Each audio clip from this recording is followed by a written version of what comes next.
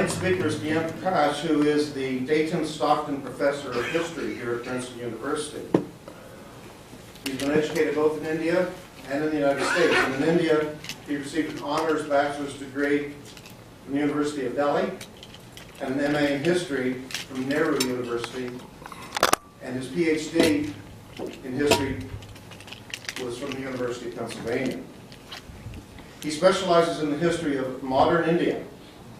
His general field of research and teaching concerns urban modernity, the colonial genealogies of modernity, and problems of post-colonial thought and politics. And we're doing a graduate seminar on some of that, I understand, this semester. He advises grad students in modern South Asian history, comparative colonialism, and post-colonial theory. In addition to writing scholarly journals, his reviews and essays also appear in general publications such as the Times of India, India Today, Time Out Mumbai, The American Scholar, and The Nation. As a conclusion to this series, the topic for tonight is called India and Pakistan, Neighbors and Enemies. Please join me in welcoming Gyan Prakash.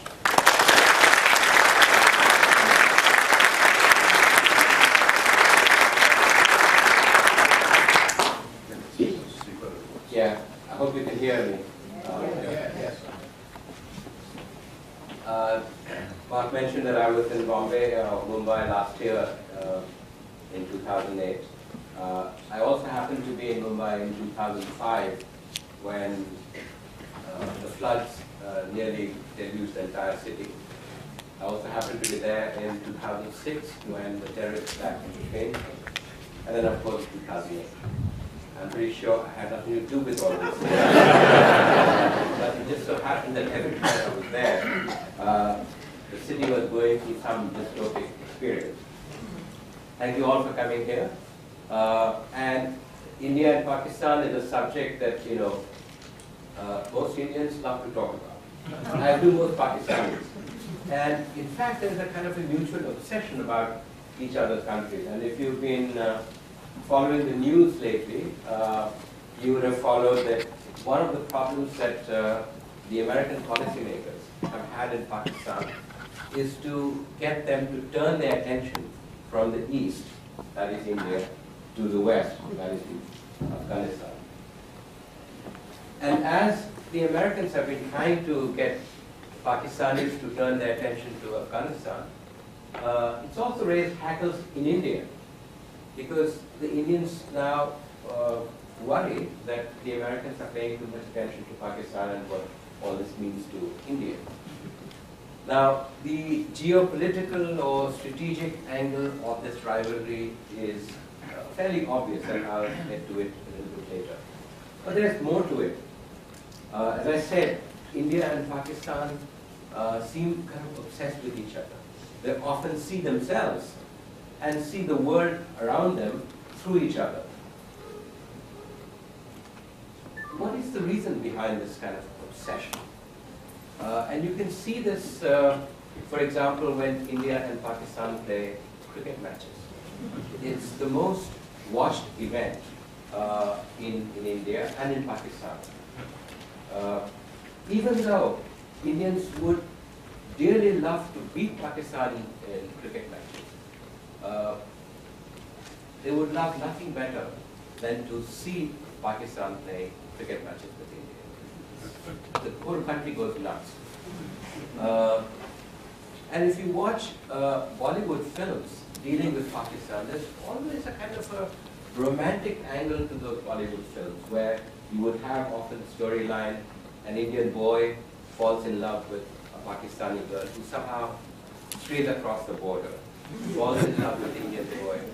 Then of course, you know, the marriage cannot be consummated because of national rivalries, but in the end everything turns out well because love and romance can overcome everything. This is a kind of storyline which people often invoke and incite to suggest that at the level of the people, there's a desire for friendship and harmony. That in the end, the people are, the same. They were together for centuries, politics separated them, and there's really no basic difference between them but for the politicians. I wish things were so simple. In fact, if there is a desire for friendship and harmony, there's also a great deal of suspicion, mutual suspicion about each other. There's a great deal of bitterness, and that bitterness has been aggravated over the last several decades through various events, most recently, of course, the Mumbai attack. And yet there is a kind of a whole history of this obsession and intensity of emotions and intensity of feelings about each other. And this you cannot explain simply by geopolitical reasons. And so, well, I'm a historian, and so I'm going to plead the case of history.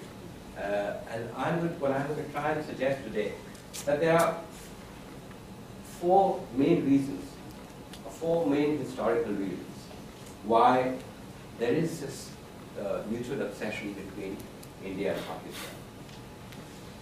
It begins with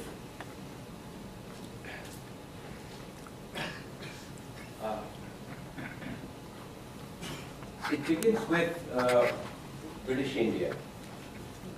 Now, up until 1947, as most of you know, British India contained what is today India and Pakistan.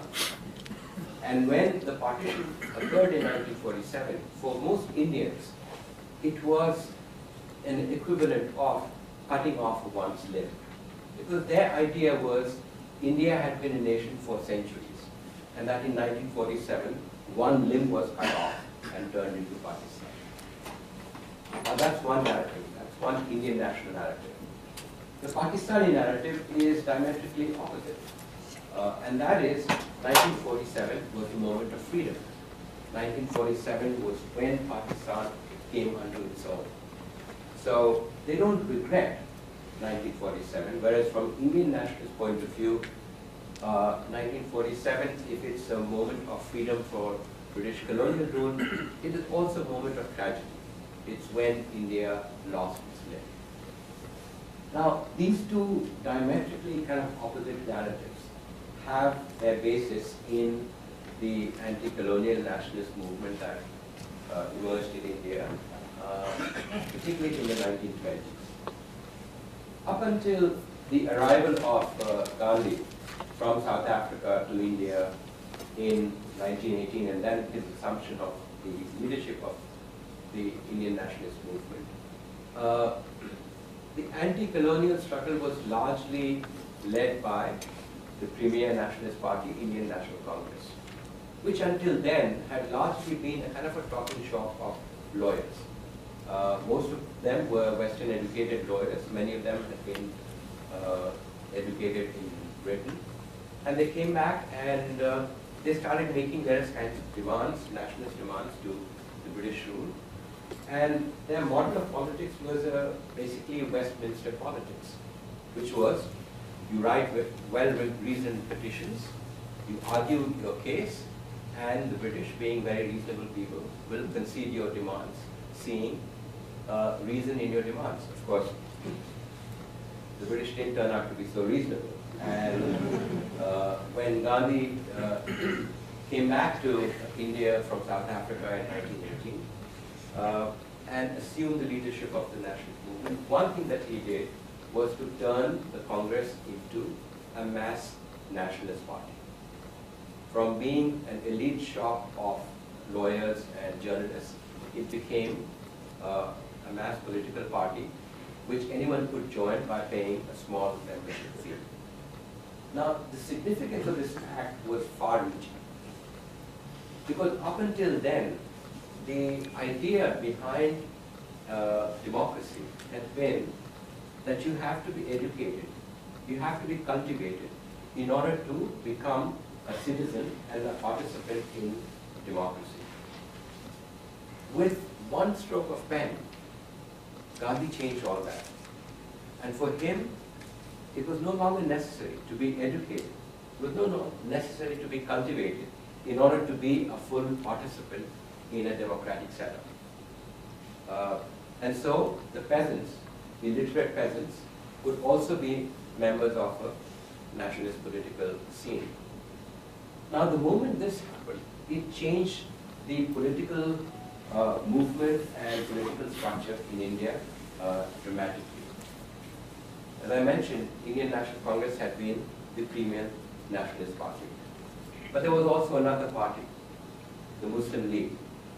The Muslim League, which claimed to represent Muslims in India and was led by Muhammad Ali Jinnah, the founder of Pakistan. And Jinnah was a lawyer, a barrister, trained in Britain, secular man. And if you ever see the film Gandhi, it was played by an actor who played him very well, and he always appeared in these, three-piece suits, a total opposite of Gandhi. If Gandhi appeared in this sort of a homespun loincloth, Jinnah was a very model of kind of a British gentleman, educated, and he believed in a form of politics where mass political participation was not the answer. Politics was a matter of reasoned discussion among leaders, and his idea was that Congress and Muslim League would decide among themselves what would be the best political plan, and then present it to the British and get the British to accept it. When Gandhi comes along and launches a mass movement, this immediately changes things. Jinnah is very distrustful of this form of politics because he thinks it will let loose certain kinds of sentiments and certain kinds of ideas among people over which the leadership would exercise no control. And indeed what happens after 1920s when the anti-colonial movement becomes a mass movement is that the leadership now tries to exercise its power over the people by using religion among other things. The first moment of this is in 1920 when Gandhi launches a movement called Khilafat movement. This is a very interesting movement. The movement was launched supposedly against what Gandhi called the Khilafat wrongs. Now Gandhi had this was his chosen technique of struggle. All his struggles were to right certain wrongs. So if the British had done certain wrongs, the task of the nationalist movement was to correct those wrongs, to right those wrongs. Now, the wrong in this particular case was the settlement after the First World War, by which the Turkish Caliphate lost its imperial powers and lost its imperial territories. Now, for the Muslims in India, for whom the Turkish Caliph was a great symbolic figure, this was deeply hurtful. And so Gandhi decided that the wrong committed against the Muslims of India is a nationalist cause. This was,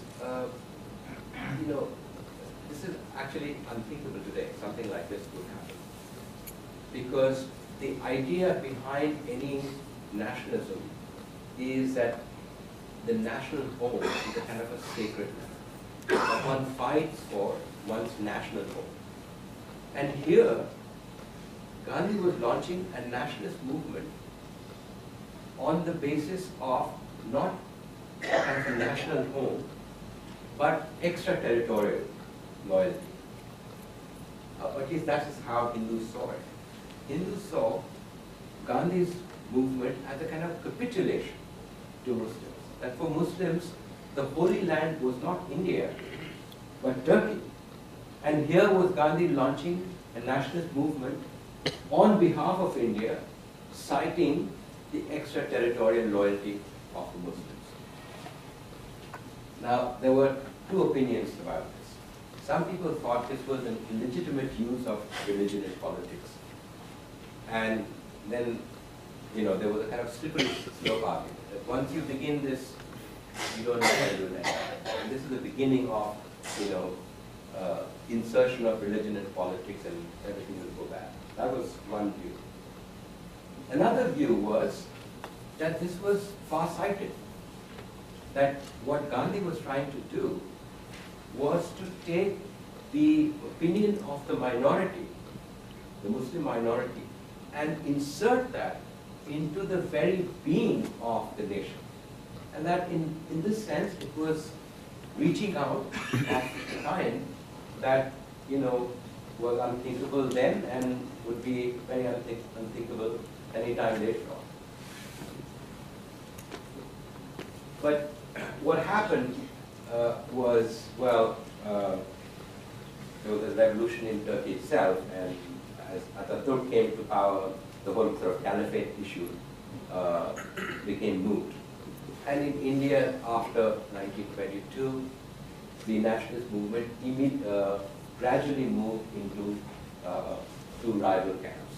The Muslim League under Jinnah increasingly came to represent the Muslims, and the Indian National Congress, which saw itself secular, but was accused of being a kind of Hindu-dominated party, became the premier nationalist movement. By the 1940s, the split between the Muslim League and the Congress had really widened. And Jinnah's argument was fundamentally this.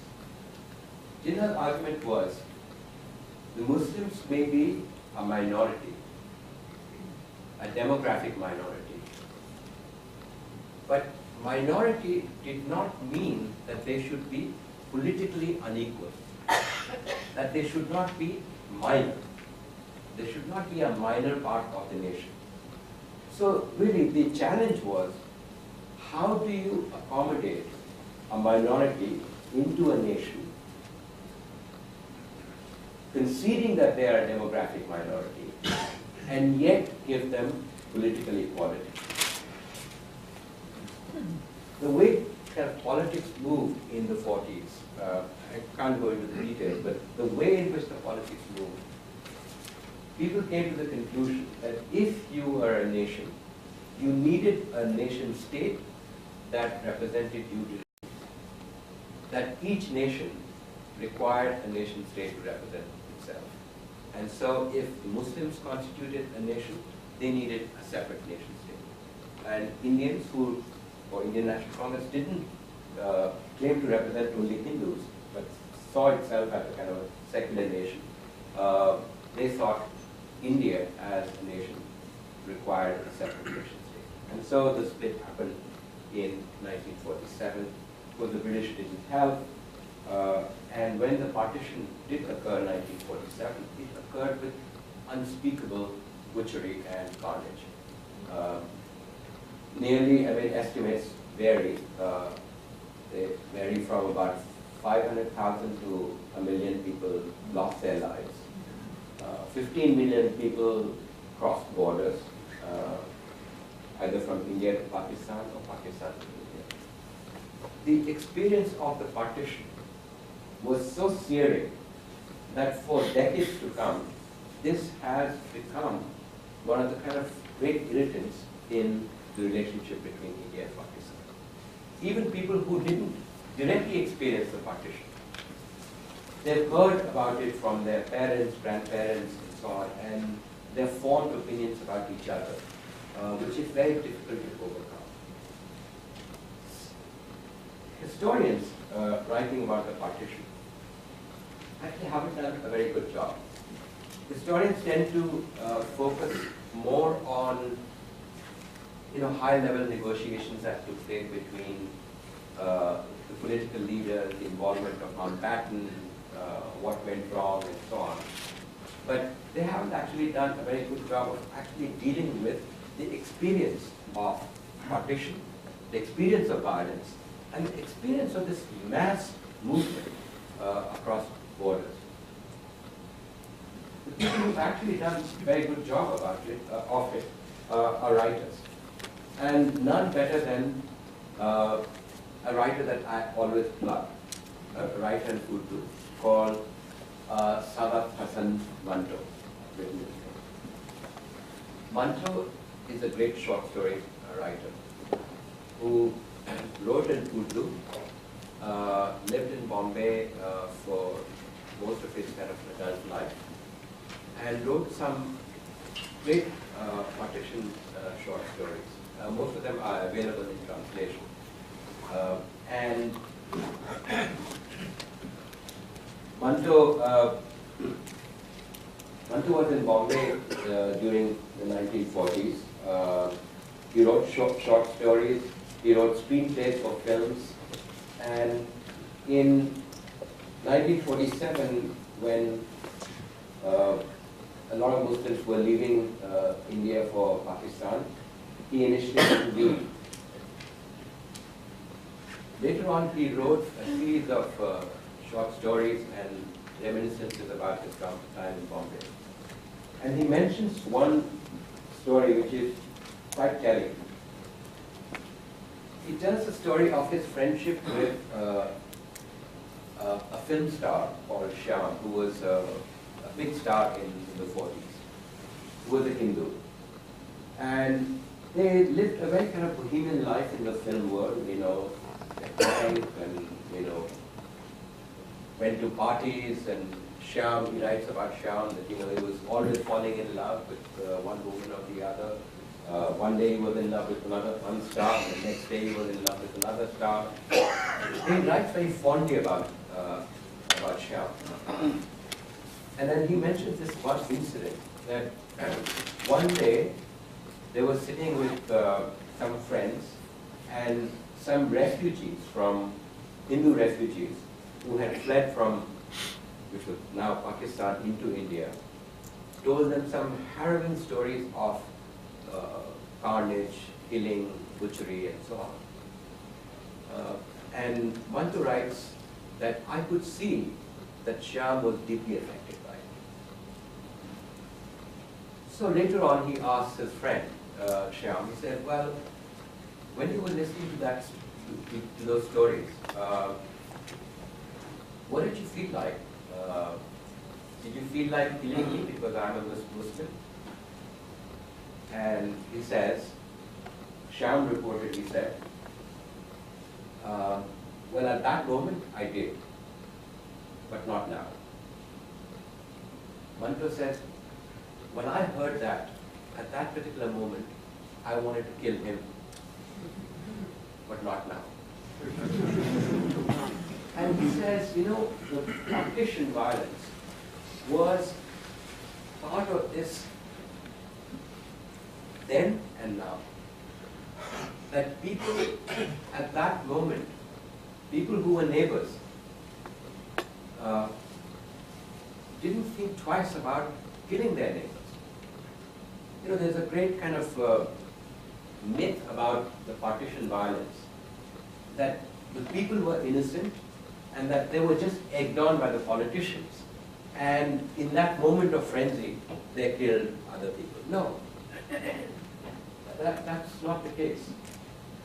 And that story, that myth is largely perpetrated by nationalist history, because no nationalist wants to admit that the birth of the nation was bathed in blood. That partition violence was connected to the moment of freedom. But in fact it was. And that in that moment of freedom, people killed each other. And if you read about the accounts of violence, you have people, you know, a Hindu killing a Muslim, and then, you know, taking a knife and carving out the national flag on the body of the Muslim. And this happened the other way too. So the birth of the two nations was really, you know, bathed in blood. And the searing memory of this sort of continues.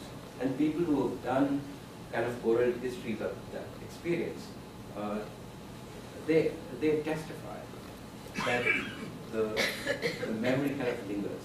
And it's very hard to overcome that.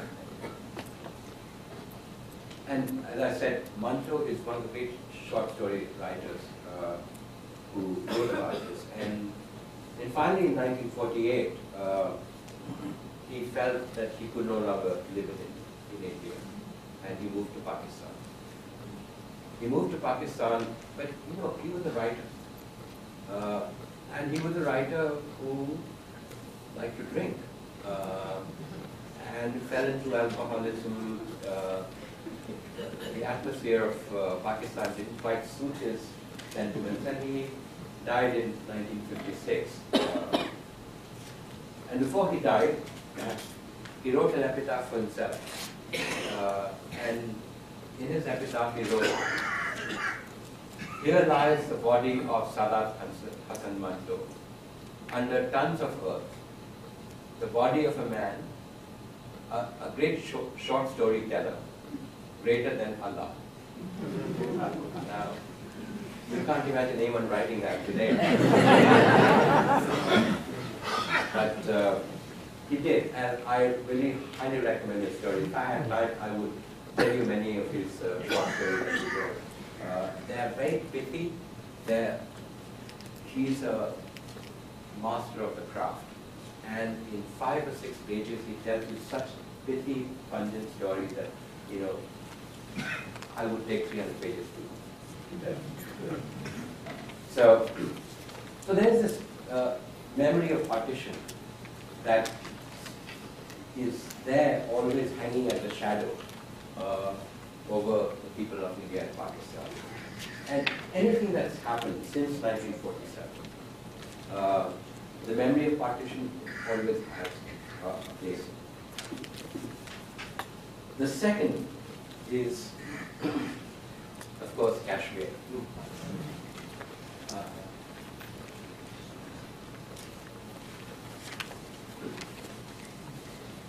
Kashmir in Indian nationalist imagination is paradise. And it is very beautiful, physically stunning. And when British India was partitioned, there was a provision that the native states would choose to either join India or not join India, or join Pakistan, or stay independent. Now, Kashmir in 1947 was under a Hindu ruler. The Hindu ruler chose to neither join India nor Pakistan. He wanted to stay independent. But there was a popular movement in Kashmir led by a Muslim leader called Sheikh Abdullah, who was, of course, leading a movement for popular sovereignty and wanted to join India. In that moment of 1947, Pakistan or Pakistani leaders, smarting under the sort of partition boundaries and thinking that they had been given a raw deal by the British, and there were all kinds of stories about how Mountbatten's wife, Lady Edwina, who supposedly had a love affair with Nehru, that they had conspired to rob Pakistan of its rightful share.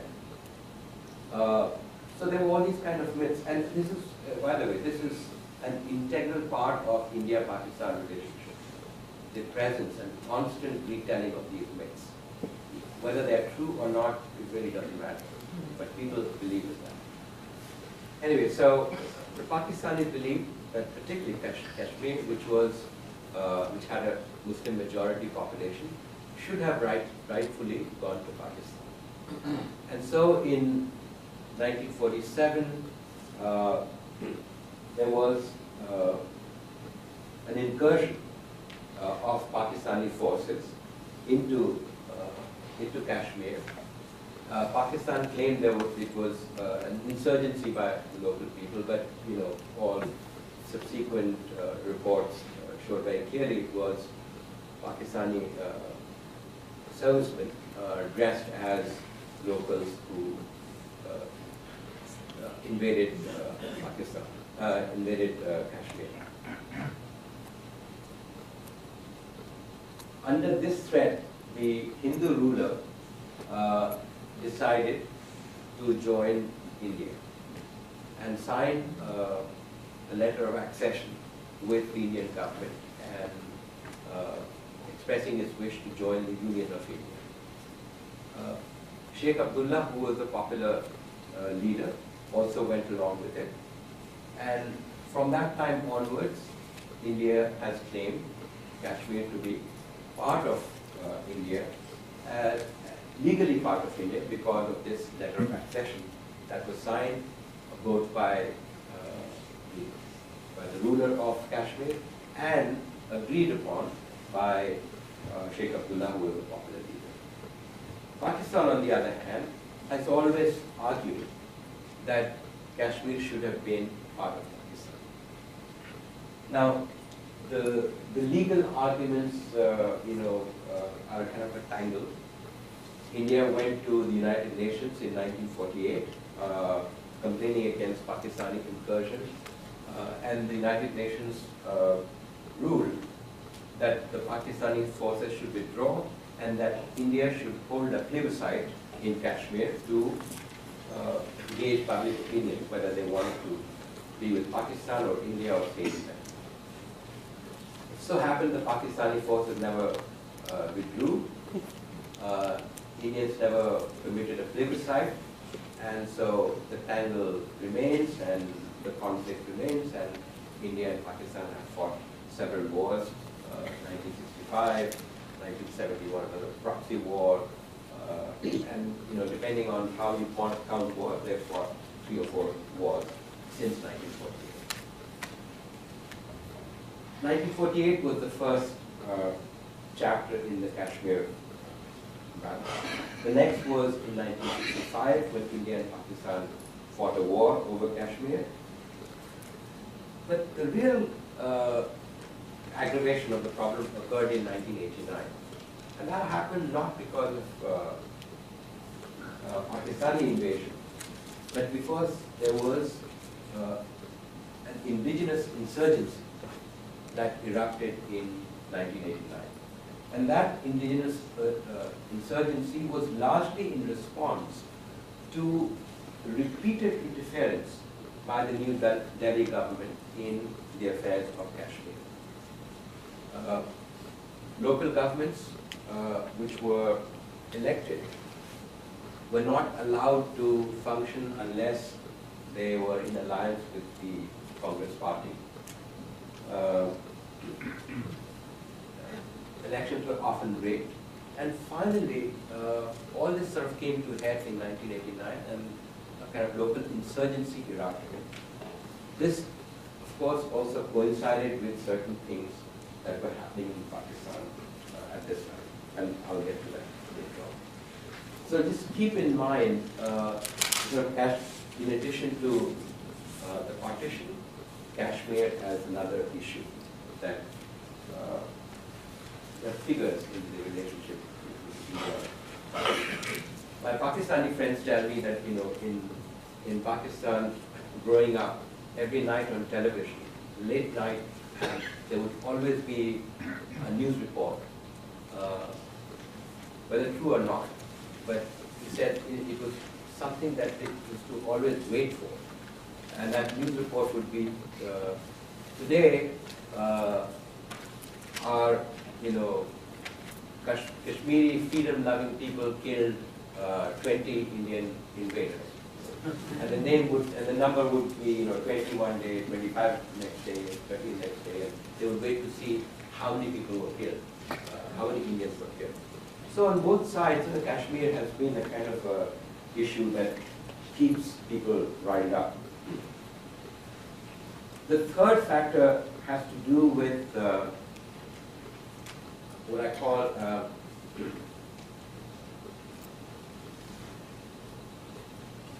the experiences of democracy in India and authoritarianism in Pakistan. Well, broadly speaking, after 1947, democratic government in India and social change in India was able to transform Indian society in fairly dramatic ways. many of the old kind of feudal social relations were changed, not dramatically, not completely, but fairly substantially. Economic development occurred,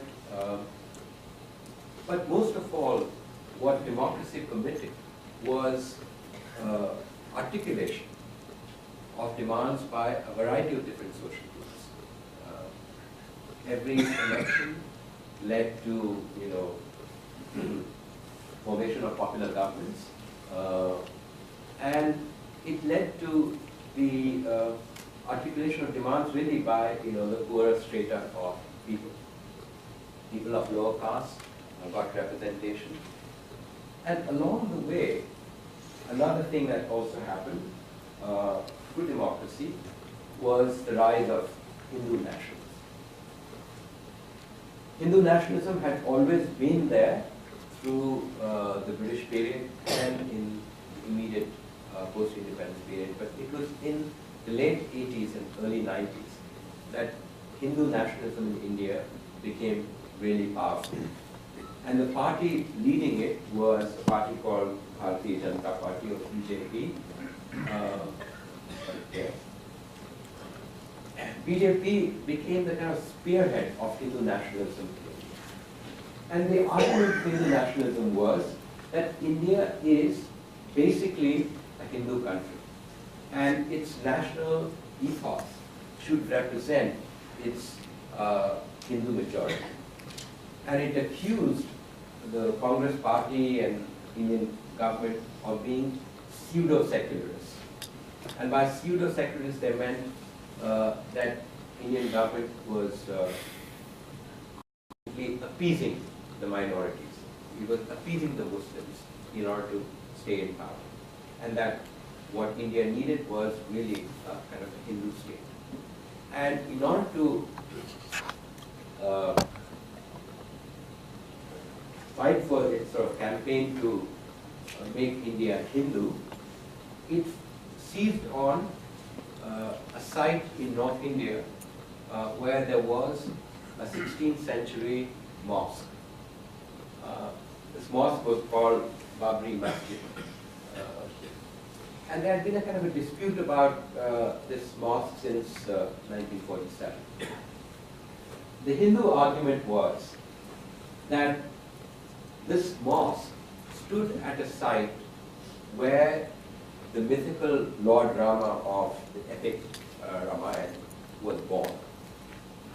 Now, historians went into it, and historians looked at all kinds of archaeological and literary evidence and concluded, most historians concluded, that in fact there was no evidence of this having been the birth site of this mythical figure from an epic. But actually it was not a matter of history. It was a matter of, as the Hindu activists claimed, it was a matter of faith. We believe that he was born there. You historians can write books, you can look at evidence, it doesn't matter. We believe this. And so a movement was launched to demolish this mosque and rebuild on its spot a temple to commemorate the birth of Lord Rama.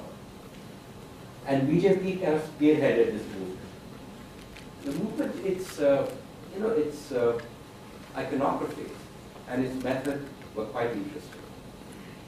Here was a movement claiming to, fight on behalf of the epic. And the methods of the movement were, its leader was a man called Advani. What he did was to take a Toyota truck, and on the Toyota truck, there was a whole edifice of a chariot that was superimposed. And he stood on that chariot, on that Toyota truck, went around the country, almost dressed like this mythical Rama, to reclaim the spot for his birthplace. All kinds of modern technology were used, cassettes and videos and so on, to propagate this idea. In any case, what ultimately this led to was, in 1992, the demolition of the mosque by the Hindu activists. In fact, there was a report in New York Times either today or a couple of days ago about the anniversary of this demolition being celebrated, not celebrated, but marked in India. It happened on 6th December 1992. Also when I happened to be in India.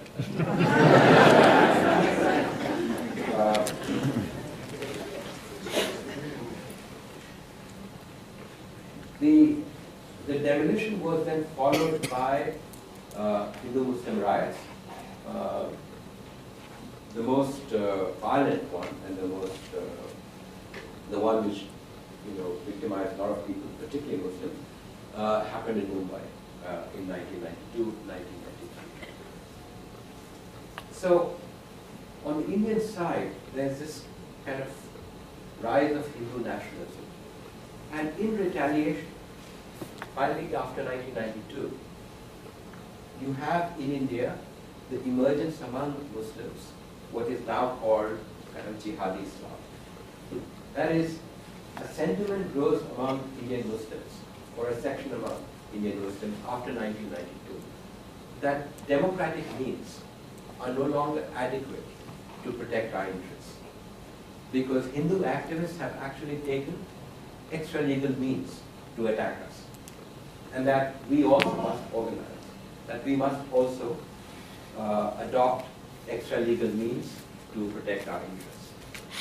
And so, after 1992, they had emergence of various, outfits, smaller outfits, that have taken to violence and that are reportedly behind many of these sort of terrorist acts that have taken place, including the 2006 train bombings in Mumbai.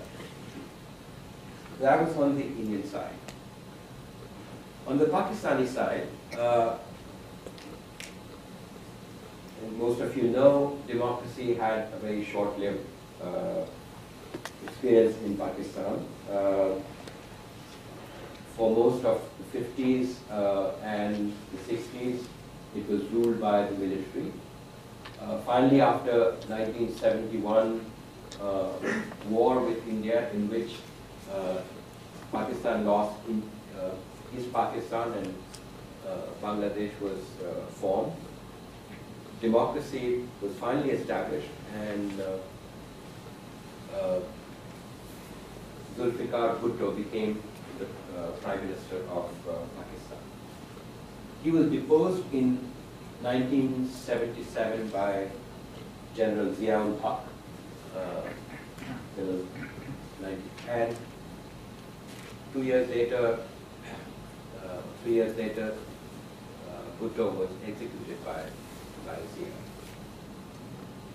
This is also the time, and you remember 1979, the Soviet invasion of Afghanistan took place. These two together came to transform Pakistan very radically. General Zia's coup on the one hand, and the Soviet invasion of Afghanistan. What happened in Pakistan in the next 2 decades transformed Pakistan very, very substantially. To begin with, there was a whole drive towards Islamicization that General Zia spearheaded. And he did that largely to legitimize his rule. In education, in bureaucracy, in military, all these areas which had largely been under kind of secular control up until then, there was much greater influence of religious figures. Theologians were actually given authority in many of these fields. The second impact was the militarization of the administration. And this was unprecedented. In Pakistan, military came to control and ran not just military institutions, but even things like power stations. The entire kind of administrative setup was completely kind of taken over by the military. The civilian bureaucracy became a kind of a drop, and military became all-powerful in the Pakistani society. This, of course, happens along with greater sort of cooperation with the United States and the CIA over Afghanistan. Pakistan saw in Afghanistan an opportunity to extend its influence. And with American money and with CIA help, they helped train many of the people who would now be part of the Taliban and part of Al-Qaeda. The Pakistani ISI, Inter-Service Agency, their intelligence agency, became all-powerful. They helped to train many of these kind of jihadi elements in Afghanistan. And they used that to then fight a proxy war in Kashmir. Because ultimately Pakistan, while it may have interest in Afghanistan, given the kind of long-term rivalry with India and conflict with India over Kashmir, they wanted to use their newfound strength in Afghanistan, in Kashmir. And so kind of a proxy war through this sort of foreign terrorists was increasingly fought in Kashmir after 1989. So that's why I said 1989 is an important moment in Indo-Pak relationship in Kashmir. There is a kind of outburst of indigenous insurgency, largely against central interference in Pakistani, in Kashmiri provincial affairs, which then combines with things happening between Pakistan and Afghanistan to make that insurgency into a full-scale sort of a terrorist scene.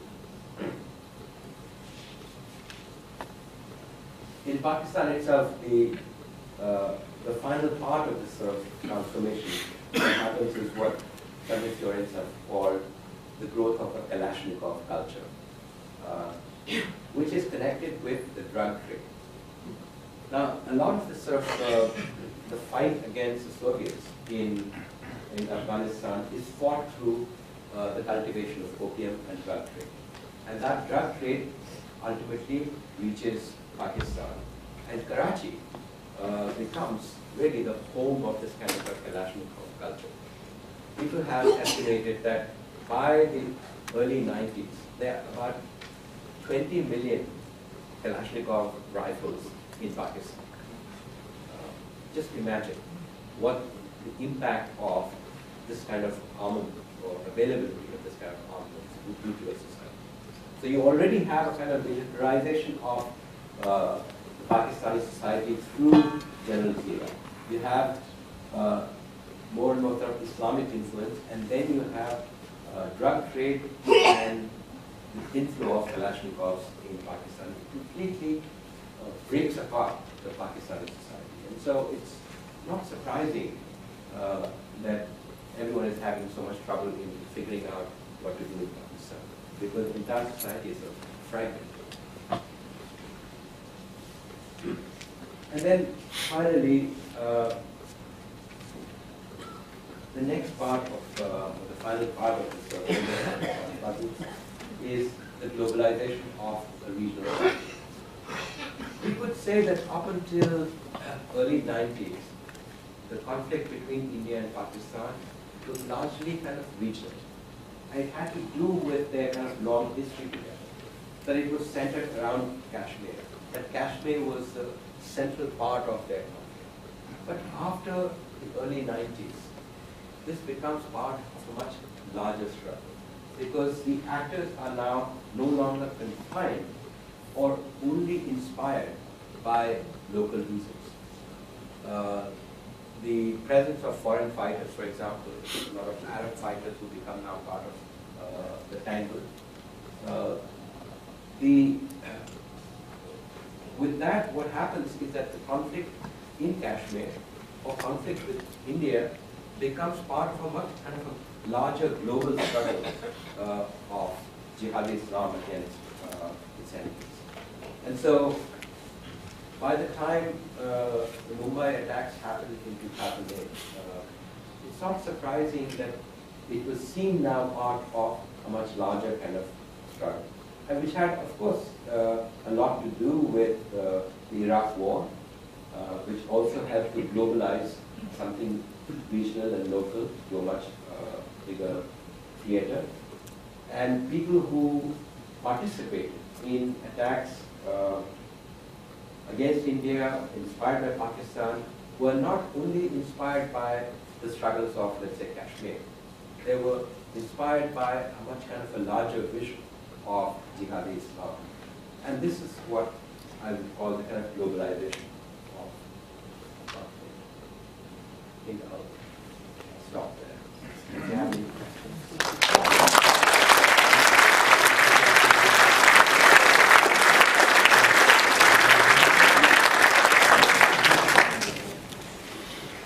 What's going to happen?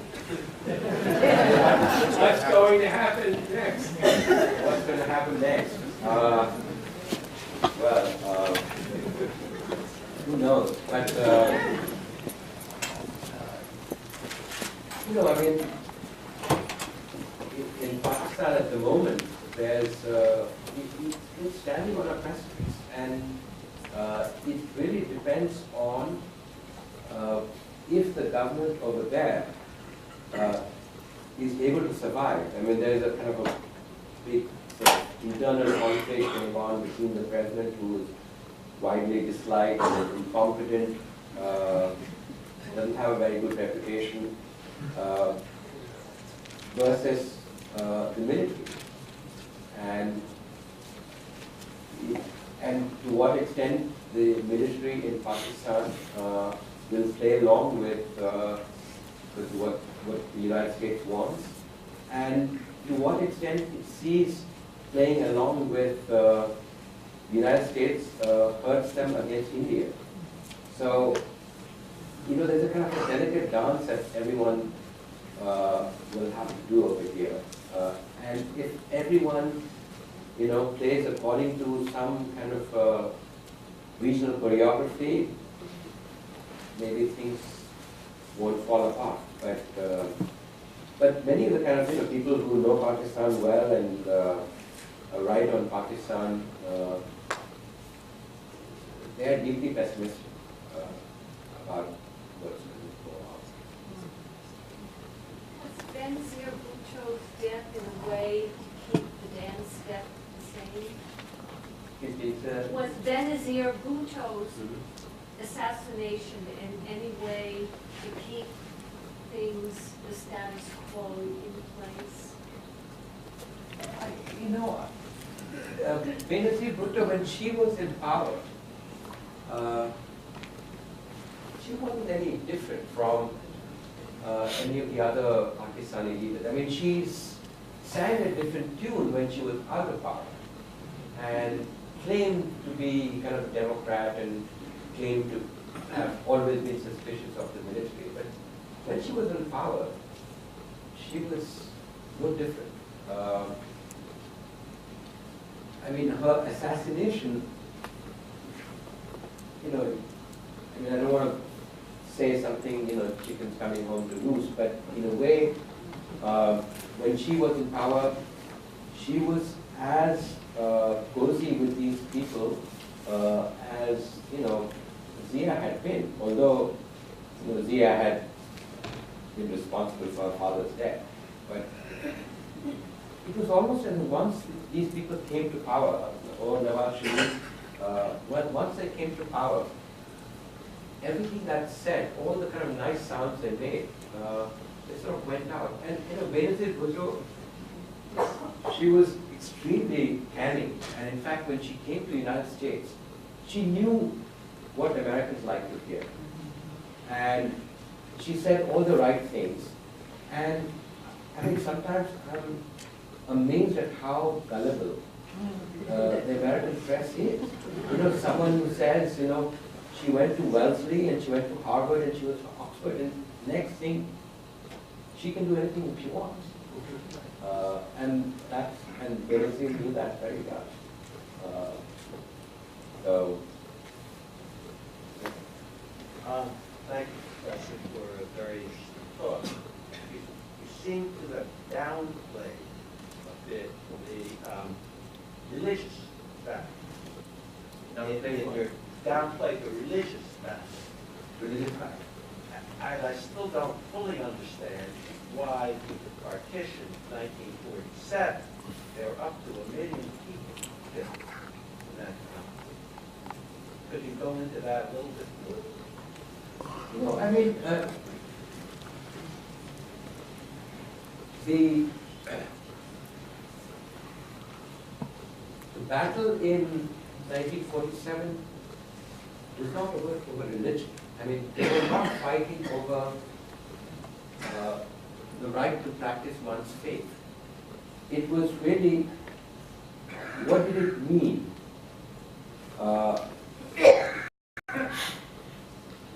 for religion to exist as religion if it didn't have political power? And in fact, the interesting thing is that the most kind of conservative element among Muslims, that they were many of the people who then kind of later on inspired some of this kind of jihadi elements. The Deoband school of Islam, the very conservative school, was against the establishment of Pakistan because they believed that the duty of good Muslim is to revive the pure religious practices, that the Muslims have, forgotten the rightful way to be Muslim, and their real duty is to resurrect that rather than fight for a secular institution like the state. And Jinnah himself was a completely, I mean, he was a non-religious man, he smoked, he drank, didn't go to the mosque, didn't pray, and he thought that Pakistan was going to be a secular state, very much like Israel as a secular state of Jews. In the same way, he thought Pakistan would be a secular state of Muslims, but a secular state. So, religion was, I mean, people often distinguish between religion as a matter of faith and religion as ideology, or religion as a matter of identity. And it was here religion largely as a matter of identity that was in play. People thought that if I am a Muslim, then I must have a state that represents it. It had nothing to do with whether I can practice my Islam. So, religion enters as a kind of a symbol, not really in the sense of something that you practice. It seems that the independence of Bangladesh has had a lingering impact of the partition of Pakistan and India. Is that the case, and if so, why? Lingering impact of partition. Would you repeat the question? Yeah. The independence of Bangladesh doesn't seem to have had the long-lasting effects that the tensions that still exist between India and Pakistan. Is that true, and if so, why is that? It's had some effect in the sense that apparently, the question is the impact of the formation of Bangladesh. Has there been a kind of long-lasting effect of the formation of Bangladesh? It's had in the sense that for Pakistan, Bangladesh seems to have been India's kind of proxy war. That was the reply to Kashmir. That if India was going to lose Kashmir, then they would make Pakistan lose Bangladesh. It was seen largely as a kind of chess game. Whereas, the issue in Bangladesh was really a question of the treatment of Bengalis by the West Pakistani elite. Bengalis felt that they were treated as a kind of colonized country. And so Bengali nationalism didn't see itself as acting on behalf of India, but the Pakistanis certainly saw India's hand in it. And that, in a way, reinforced sort of the Pakistani thinking behind using Kashmir as a proxy war. That if they, rob us of Bangladesh or of East Pakistan, we'll rob them of Kashmir. So it becomes part of a chess game. And there are sort of memories of losing Bangladesh, but not in the same way that they might think about, let's say, Kashmir. What chance was there of the Taliban taking power in Pakistan?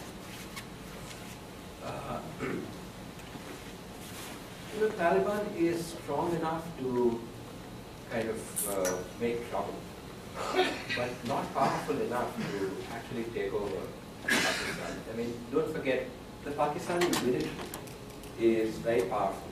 Now, it's true that large sections of Pakistani military have been sort of influenced by Taliban-like ideology, but still, the Pakistani military is a very powerful institution. In addition, there are, very powerful civilian sort of sectors. Pakistan has a very flourishing, independent newspaper sector. It has a very active middle class. So there are many kind of countervailing elements that are present in Pakistan, and it would be difficult for Taliban to kind of take over. I mean, they can create lots of trouble, and it can keep, other forces from maintaining some kind of a settled sort of equilibrium to it. But more than that, I'm not sure. My question is about nuclear weapons that both countries possess. Are the people so antagonistic to one another that it's likely that there will be a nuclear exchange ever in the near future? Well, I hope not, but I don't think so. I think both countries, I mean, they can always miscalculate, and the danger is from miscalculation. Not that any one of them would have deliberately used nuclear weapons. Both had nuclear weapons because both thought that this would be the ultimate weapon, and that the other side is developing. So it's very much the Cold War, U.S. Soviet Union kind of game. And from the Pakistani side, particularly after 1971, after they lost East Pakistan, the idea was that the only way in which Pakistan can thwart Indian sort of big power ambitions was to develop nuclear power, because they couldn't compete with India on sort of regular conventional forces, and therefore they had to acquire nuclear. So I don't think, the closest they came to was in 1998, 99 over the sort of Kargil war, where there was a kind of a danger, there was a fear that Pakistan would use its nuclear weapon, but I don't think it came anywhere close to that.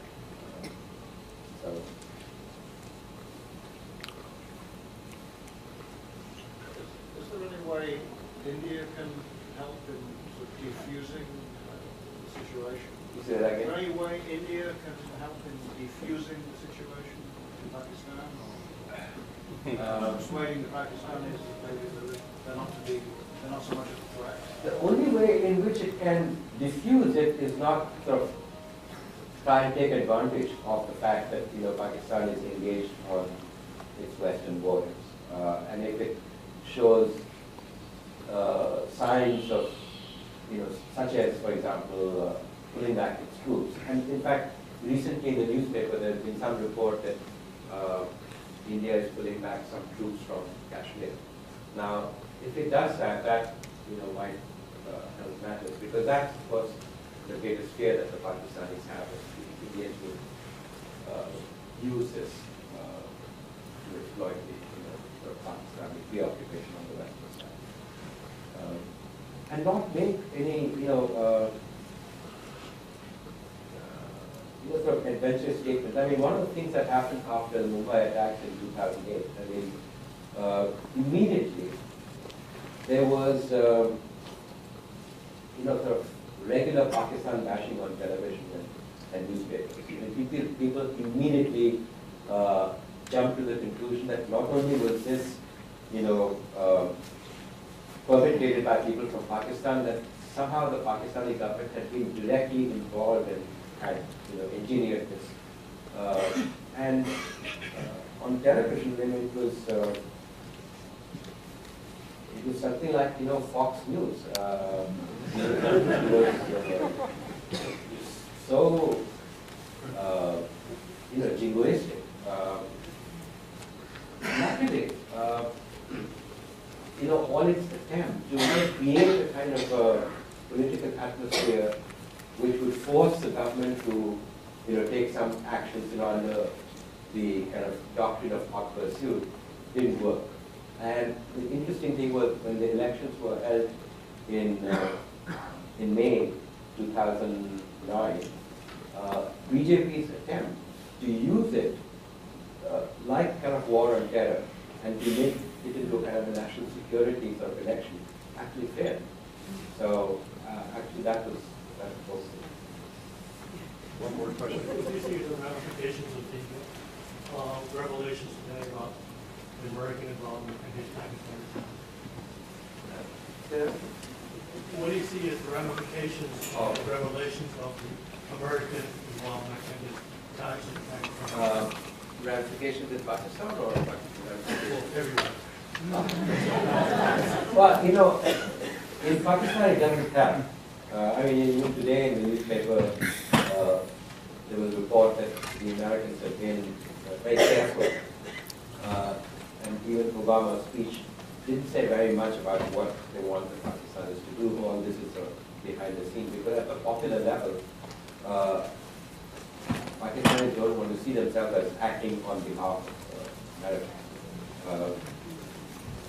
On the Indian side, of course, there's great jubilation that finally, the Americans are putting pressure on Pakistan, and they ought to have done it before. But that's, just in the kind of national security service. I mean, it doesn't extend beyond talking heads on television and strong. It goes beyond it. There's not that much interest in those kinds. People are more interested in seeing, can we beat Pakistan in the next test?